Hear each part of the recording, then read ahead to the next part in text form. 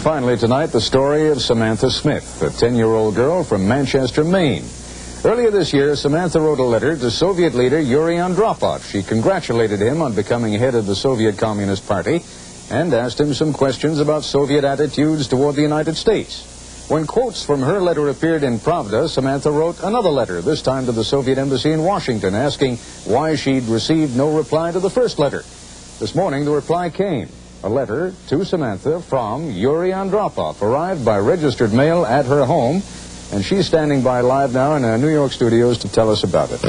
Samantha, you've got quite a pen pal there. What did he write to you?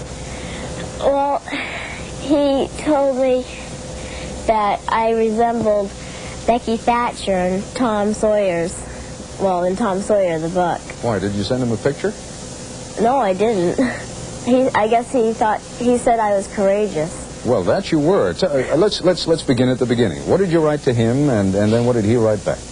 Well, I asked him, why do you want to conquer the world? And he wrote back to me and said that he wanted nothing of the kind, and gave me a little history lesson on the last war they had, and he said that he didn't want to have a war or anything like that again. And what else did you ask him? Well, I asked him who would start the war first.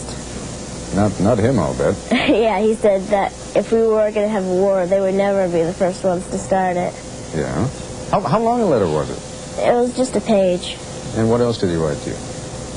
Well, nothing, really. That history lesson filled up most of it. Well, now, I can understand, I guess a lot of school children write to a lot of world leaders, but what made you write to the Soviet embassy after that first letter got no reply? Well, I was worried about nuclear war, and instead of writing to the president, which I've already been to Washington, D.C., and Yuri Andropov is more important, so I just thought it would be more fun to write to him instead of President Reagan. Yeah, and when you wrote to the Soviet embassy, what did you tell them?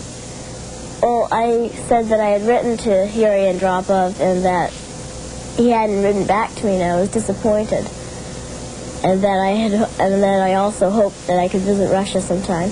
Well, now that you've gone through this experience, and I must say it's one of the more effective exercises in diplomacy that we've seen in this country in quite a while, now that you've completed it, what do you conclude from all of this? Well, I just hope we can have peace.